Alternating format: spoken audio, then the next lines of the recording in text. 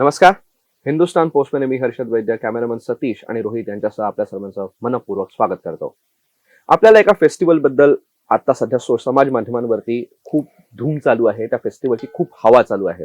हे फेस्टिवल आहे सनबर्न. हे त्याची वेबसाईट जर तुम्ही बघितली तर सनबर्नच्या तुम्ही होम पेजवरती दिसतं सनबर्न इन मुंबई नाव अशा पद्धतीने सगळीकडे ऍडव्हर्टाइजमेंट सुरू आहे. वरपांगी बघितलं तर हे एक म्युझिक, डान्स म्हणजे नृत्य यांचं एक मिलाप असलेलं आणि तरुणाईला आकर्षून घेणारं असं सगळे गाणी वगैरे वाजवणारं एक छान फेस्टिवल आहे असं आपल्याला सगळ्यांना वाटेल. पण या फेस्टिवलच्या माध्यमातून एक भयानक गोष्ट सुद्धा होते. ते म्हणजे आजची तरुणाई याच फेस्टिवलच्या माध्यमातून ड्रग्सच्या विळख्यात आढळते, सापडत चालली आहे. आणि ड्रग्सच्या विळख्यामध्ये ह्या सगळ्या तरुणाईला अडकवण्यासाठीच जणू काही हे सनबर्न फेस्टिवल होत आहे अशा पद्धतीची याची रचना आहे. मध्ये हे फेस्टिवल गोव्यामध्ये झालं होतं, हे पुण्यामध्ये झालं होतं. या सनबर्न फेस्टिवलवरती तिथे सुद्धा प्रचंड विरोध झाला होता.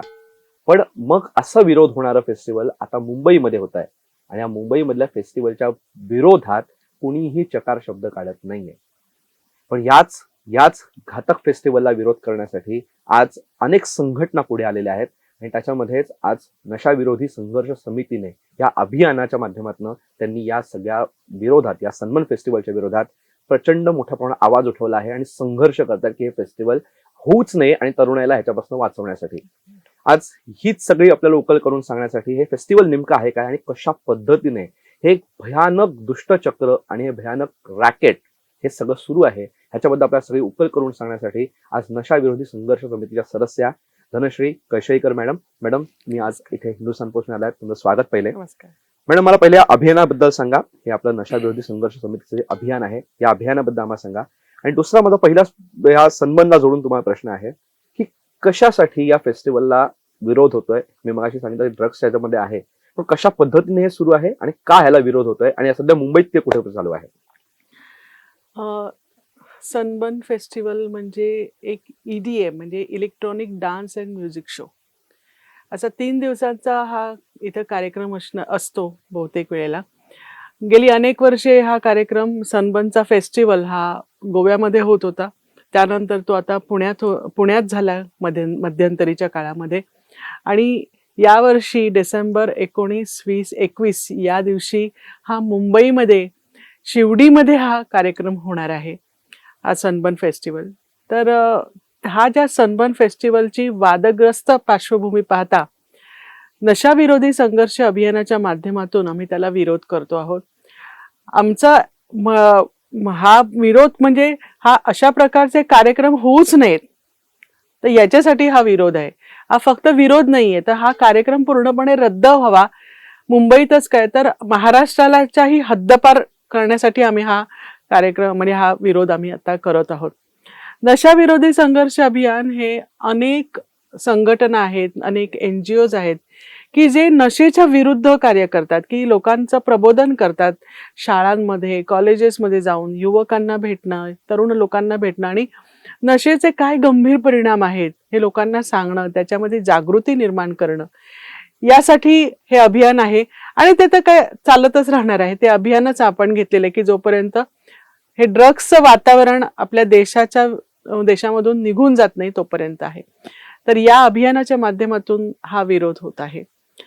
आता सनबर्न हा जो फेस्टिवल आहे तर ह्याची वादग्रस्त पार्श्वभूमी ही ह्यासाठी म्हटलं की सनबर्नचं आणि अंमली पदार्थ सेवन याचं खूप म्हणजे कनेक्शन जे आहे हे खूप घनदाट आहे. तर ते कसं आहे तर गेल्या अनेक वर्षांमध्ये जेव्हा सनबर्नचे कार्यक्रम झाले तर तेव्हा त्या ठिकाणी त्या कार्यक्रमानंतर त्या कार्यक्रमाच्या वेळेला काही तरुण मुलांचे मृत्यू पण झालेले आहेत गोव्यामध्ये. आणि म्हणूनच गोव्यातल्या अगदी स्थानिक लोकांनी जिथे सनबर्न होत होता, अगदी ग्रामपंचायतीने सुद्धा एक ठराव पास केला आणि सांगितलं की नाही, आपल्या गावामध्ये, आपल्या या जिल्ह्यामध्ये इथं होऊ द्यायचं नाही, सनबर्नचा कार्यक्रम होऊ द्यायचं नाही. सनबर्न आम्हा नाकाच असं म्हणून असे मोठे मोठे फ्लेक्स लावून, होर्डिंग्स लावून त्यांनी त्यांचा विरोध प्रदर्शित केला. लोक रस्त्यावर उतरले, मोर्चे काढले, आंदोलनं पण केली त्यासाठी. म्हणून आता तो तिकडनं त्याची झालेली हकालपट्टी आहे. मग ते पुण्याला गेले, तिकडनंही हकालपट्टी झाली, आता ते मुंबईमध्ये आलेले आहेत आणि आता हा सनबर्न ह्या इथे करतात आणि म्हणून आपला विरोध आहे. आणि विरोध हा खरं पाहिलं तर जिथे जिथे हा विषय आम्ही सांगतो, कॉलेजमध्ये असू देत, क्लासेसमध्ये असू देत, तरुण लोकांना असू देत, म्हाताऱ्या लोकांना असू देत, सगळ्या लोकांना, म्हणजे जिथे जिथे ज्यांना विषय हा कळलेला आहे त्या सर्व समाजातल्या लोकांचं म्हणणं आहे की नाही, असं असेल तर सनबर्न होऊ देऊ नये, सरकारने किंवा शासनाने हा सनबर्न होऊ न रद्द करावा, या असं समाजाचं सुद्धा म्हणणं आहे. मॅडम, तुम्ही आता हे सगळं सांगितलं, ह्या जशा अंमली पदार्थांच्या विळख्यामध्ये तरुणाई अडकत जाते या सनबर्न फेस्टिवलच्या माध्यमातून. मुंबईत हे फेस्टिवल आता होत आहे, शिवडीमध्ये तुम्ही सांगितलं. हो. तुम्ही या संपूर्ण अभियानाच्या माध्यमातून याला विरोध करतात, कशा पद्धतीने ते सगळं काम चालू आहे, आता तुम्ही याच्याबद्दल काय काय कामं चालू केली आहेत, आणि त्या फेस्टिवल बद्दल आतापर्यंत कुठे काही जागृती झाली आहे का, लोकांना माहिती आहे का, आणि त्याच्याबद्दल तुम्ही कुठल्या पातळीवरती प्रयत्न सुद्धा केले की हे फेस्टिवल होऊ नये म्हणून? म्हणजे हा सनबर्न होऊ नये याच्यासाठी आम्ही शासनाला सुद्धा निवेदनं दिली. त्याच्यामध्ये मुंबईच्या जिल्हाधिकारी श्रीमती आचल सूद गोयल म्हणून आहेत, तसंच आपल्या पोलीस आयुक्त जे आहेत त्यांचा जनता दरबार लागतो, तिकडे जाऊन आम्ही त्यांना तिथे पण निवेदन दिले. पोलीस सहआयुक्त कायदा आणि सुरक्षाचे, त्यांना पण आम्ही निवेदन दिलेले आहे. तसंच आपल्या म्हणजे मुंबईचे जे नार्कोटिक्स डिपार्टमेंट आहे, कारण का तिथे जास्तीत जास्त ड्रग्स होतात, म्हणून नार्कोटिक्स डिपार्टमेंटला सुद्धा आपण दिलेलं आहे आंदोलनाचा, म्हणजे निवेदन दिलेलं आहे. मध्यंतरी जेव्हा पहिल्यांदा याची ऑनलाईन बुकिंग होत होती, तेव्हा त्या बुकिंगवर म्हणजे तिकिटावर लिहिलेलं होतं की 12 years and above can entry असणार. तर त्यासाठी बाल हक्क कमिशन आहे, त्यांना सुद्धा आम्ही निवेदन दिलं होतं. म्हणजे जिथे जिथे आवश्यक आहे की जिथे जिथे ज्या ज्या हक्कांची पायमल्ली होणार आहे त्या शासनाचे जे जे अधिकारी आहेत त्यासाठी आम्ही त्यांना सर्वांना ते निवेदन दिलं.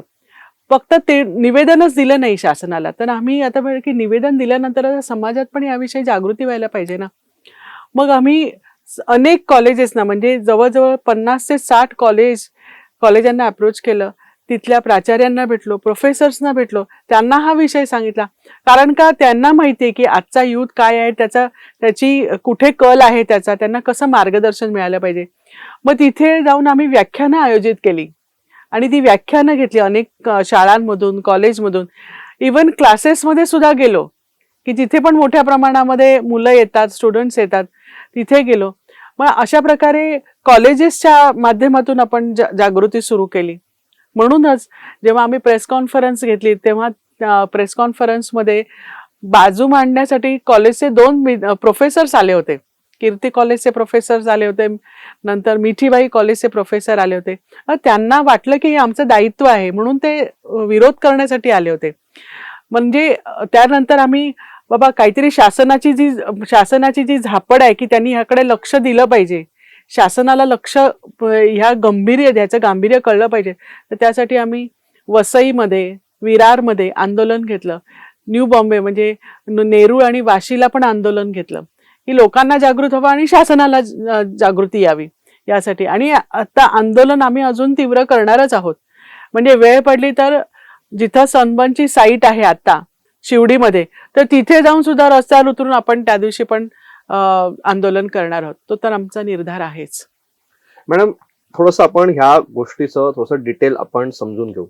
हे सनबर्न फेस्टिवल एका बाजूला आहेच, पण हे ड्रग्सचं रॅकेट जे आहे हे तरुणाईपर्यंत कसं पोहोचतंय, कशा पद्धतीने हे विळखा घालताय आणि कशा पद्धतीने ड्रग्सचं रॅकेट पसरलं जात आहे, सनबर्न फेस्टिवलच्या माध्यमातून कशा पद्धतीने लोकांना याच्यामध्ये ओढलं जातं? अगदी, म्हणजे जेव्हा पुण्यामध्ये सनबर्नचा फेस्टिवल आयोजित केला होता तेव्हा विरोध करताना तिथले जे शिवसेनेचे त्यावेळेचे खासदार श्री शिवाजीराव अढळराव यांनी शासनाला एक पत्र लिहिलं होतं आणि त्याच्यामध्ये सांगितलं होतं की सनबर्न म्हणजे दुसरं तिसरं काही नाहीये, तर हे ड्रग्स टुरिझम आहे.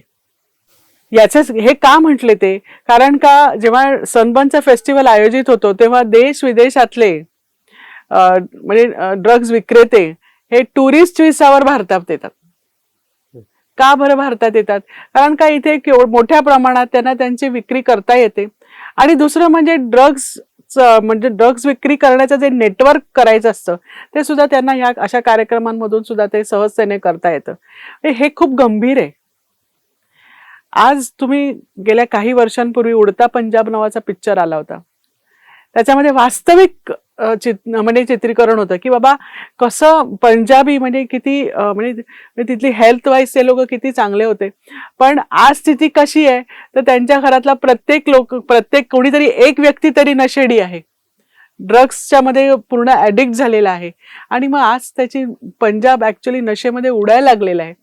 तर तीच मुंबईची स्थिती नाही व्हायला नको, महाराष्ट्र उडायला नको, यासाठी आपण हे करतोय. आणि का आता हे म्हणजे ड्रग्ज विक्रेते येतात, विविध प्रकारचे ड्रग्ज इथे इंट्रोड्यूस केले जातात या कार्यक्रमांमधून आणि मग लोक ते घेतात, घेऊन बघूया कसं आहे ते बघूया.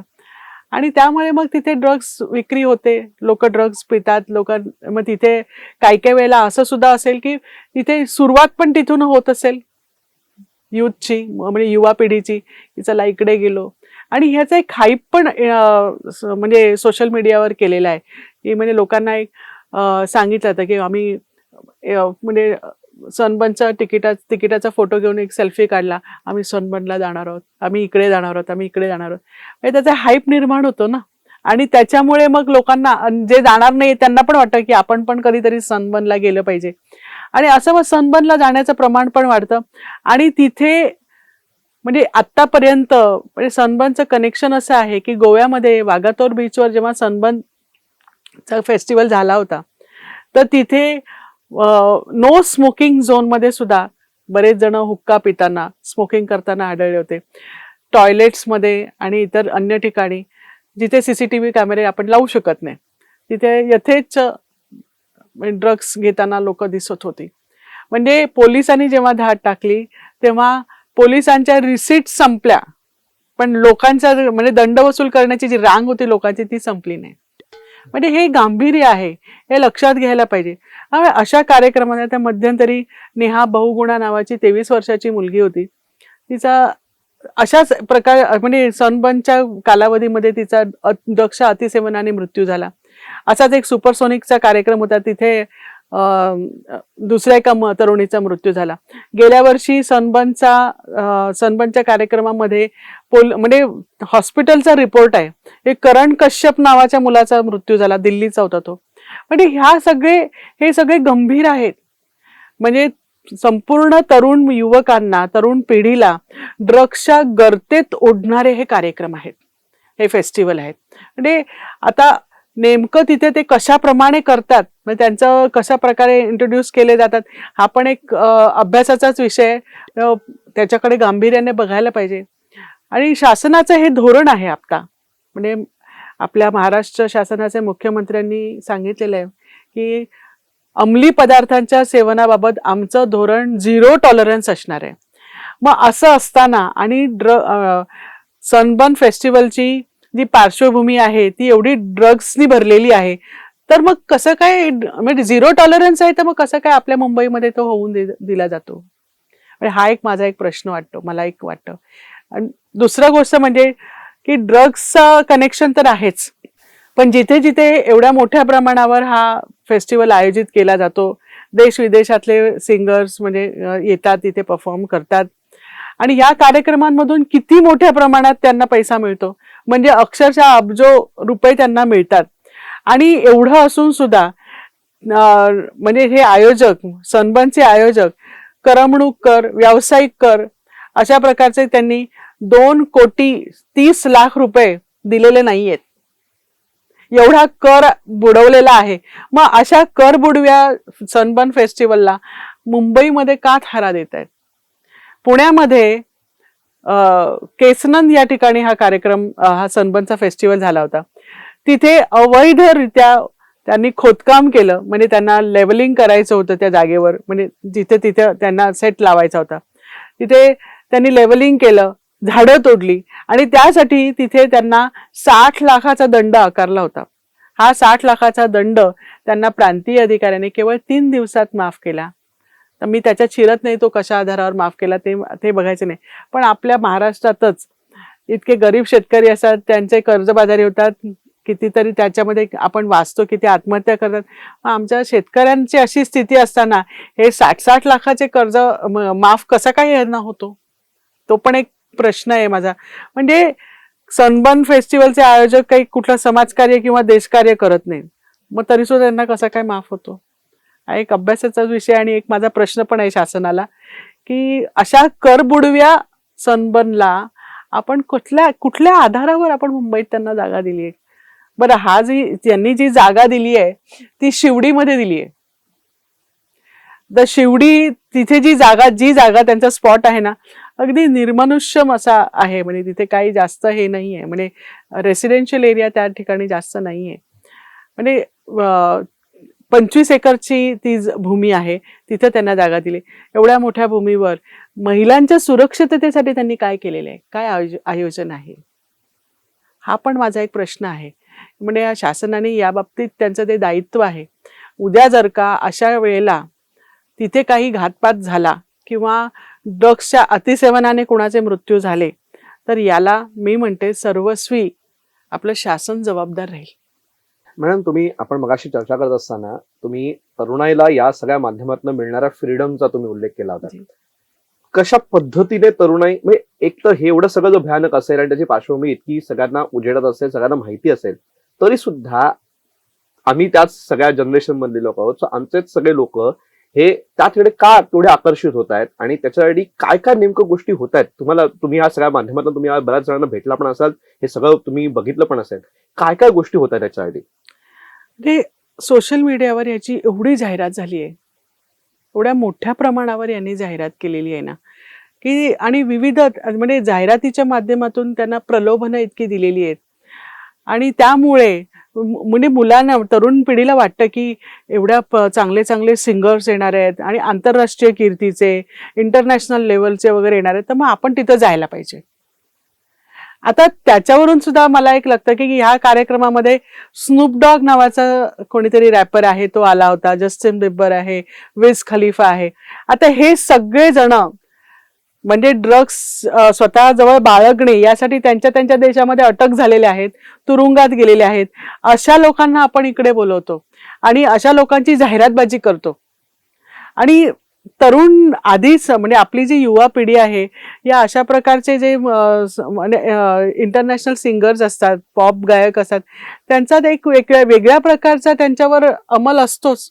आणि हे आपल्या देशामध्ये येणार आहेत म्हटल्यावर ते येतात. आणि कसं होतं की कुणीतरी आपण काहीतरी वेगळं करण्यासाठी आपण आपल्या मित्रांमध्ये जरा काहीतरी वेगळं करावं, त्यामुळे आपल्याला थोडासा वेगळं म्हणजे थोडासा फोकस आपल्यावर होईल, या मानसिकतेतून चला आपण स्मोकिंग तर करतच आहोत, आता थोडंसं ड्रग्स करून बघूया. आणि त्याच्यामुळे असं पुढची स्टेप होते. आणि कधी आपण ड्रग्सच्या विळख्यामध्ये अडकून आपण कधी त्या व्यसनाधीनतेच्या गर्तेत तोडले जातो ना, हे आपल्याला लक्षात येत नाही. आणि जेव्हा लक्षात येतं त्यांना आणि त्यांच्या आई वडिलांना, तेव्हा वेळ गेलेली असते.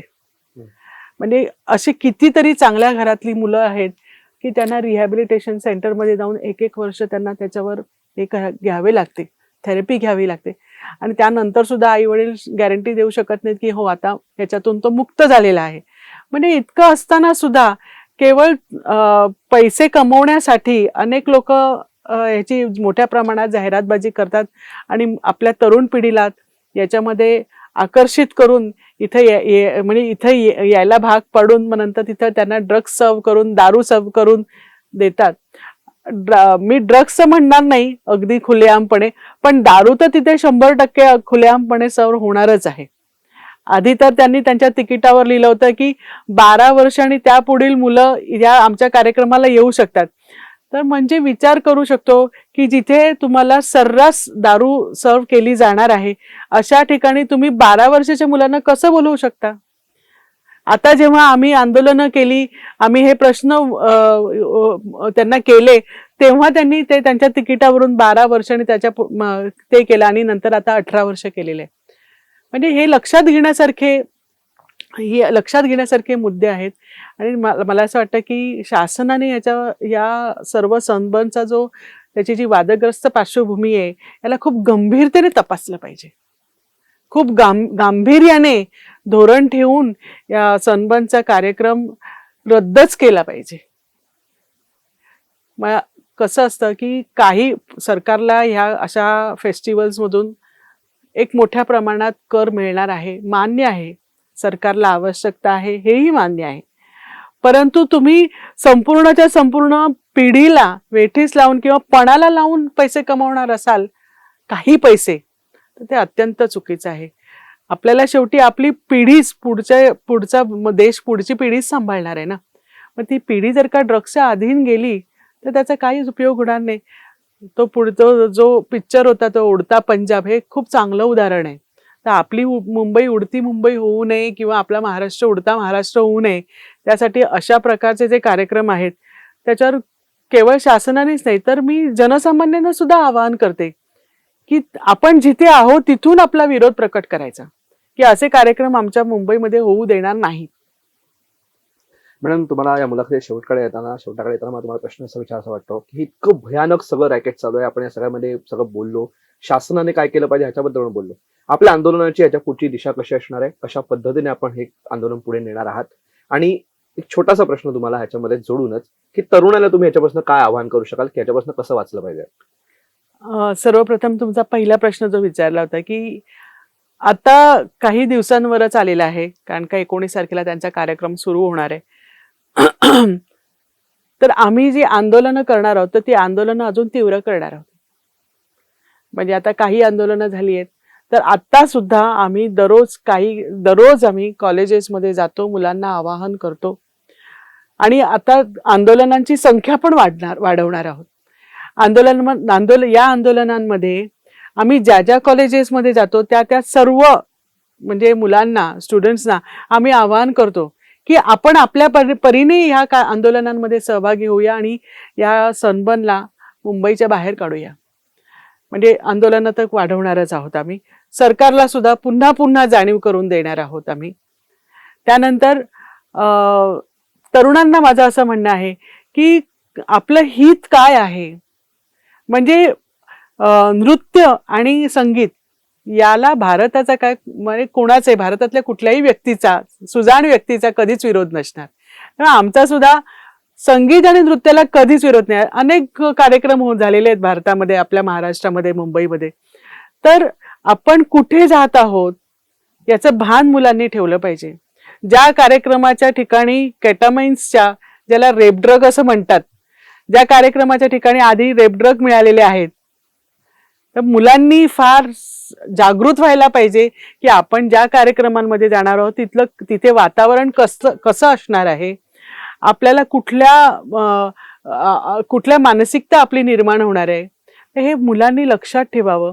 आणि केवळ स्वतःपुरतंच जागृत नाही व्हायला पाहिजे, तर त्यांनी इतरांना पण जागृत करायला पाहिजे. आपल्या मित्रमैत्रिणींना त्यांनी स्वतःनी सगळ्यांनी प्रत्येकाने आपापलं दायित्व इथं बघायला पाहिजे की माझी जबाबदारी, मी पण जाणार नाही आणि माझ्या जो कोणी मित्र असेल, मैत्रीण असेल तर त्याला पण जागृत करेन. तर तरुणाला हेच आवाहन आहे की एकदा आपण जर का ड्रग्सच्या गर्तेत गेलो तर पुन्हा परत बाहेर यायला फार कठीण आहे. आपल्या आई वडिलांचा, समाजाचा, देशाचा, या सर्वांचा विचार करून मुलांनी ठरवलं पाहिजे. मॅडम, तुम्ही आम्हाला आज वेळ दिलात आणि या सगळ्याबद्दल इतकी भयानक जी काही गोष्ट आहे याची आम्हाला वास्तवाची जाणीव करून दिलीत. आणि हे सगळं जे चक्र आहे याच्या रॅकेटबद्दल बऱ्याच लोकांना माहिती नसते, कदाचित कारण पडद्यामागे चालतं. सो ह्याची जाणीव, ह्याची आपण ते पडद्यावरती आणण्याचा आज छोटासा प्रयत्न या मुलाखतीच्या माध्यमातून केला आणि तुम्ही आम्हाला वेळ दिलात आणि सगळं आम्हाला समजावून सांगितलं. याबद्दल हिंदुस्थान पोस्टतर्फे आपले मनपूर्वक आभार. नमस्कार. तर या होत्या धनश्री मॅडम. त्यांनी आपल्याला आज या सनबर्न फेस्टिवल हे नुसतं नृत्याचं, संगीताचं फेस्टिवल नाही आहे, हे कशा पद्धतीने आपल्या तरुणाईला, आपल्या सगळ्याच पिढीला नशेच्या गर्तेत घेऊन जाणारं फेस्टिवल आहे हे आपल्याला उलगडून सांगितलं आणि त्याच्याबद्दलची भयानकता, त्या भयानकतेचं वास्तव आपल्या सगळ्यांसमोर आणलं. ही या मुलाखतीच्या माध्यमातून आमचा छोटासा हाच प्रयत्न आहे की अशा पद्धतीचे कुठलेही फेस्टिवल किंवा अशा पद्धतीच्या कुठल्याही गोष्टींना पायबंद घातलाच गेला पाहिजे. आणि हेच आमचं आवाहन या मुलाखतीच्या माध्यमातून आहे. ही मुलाखत तुम्हाला कशी वाटली हे कमेंट बॉक्समध्ये नक्की सांगा आणि असेच माहितीपूर्ण व्हिडिओज बघण्यासाठी Hindustan post YouTube channel subscribe करा आणि फेसबुक पेजला लाईक, फॉलो करायला विसरू नका. धन्यवाद.